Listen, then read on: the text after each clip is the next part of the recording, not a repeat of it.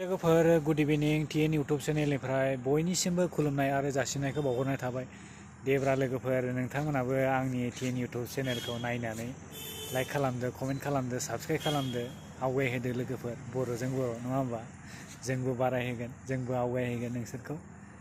बेबायदि जोङो बर'जों बर' हेल्प खालामलायाबा सोरथो जोंखौ हेल्प खालामो नङा होमबा? बेखायनो नोंथांमोननिसिम मोनसे गुरै खावलायनाय, जाहाथे आंनि टिएन इउटुब चेनेलखौबो नोंथांमोना नायनानै साबस्क्राइब खालामो, लाइक खालामो, आवगायहोयो। आंबो बेबायदिनो बयखौबो लाइक खालामगोन, कमेन्ट खालामगोन। लाइक फैनायनि जाहोना बेनो, जाहाथे जोङो बर' जानानै बयजोंबो मिलायनानै थायो, बयखौबो आवगायहोयो, इयुनाव जोङो मोनसे खामानि मावहैनो हायो।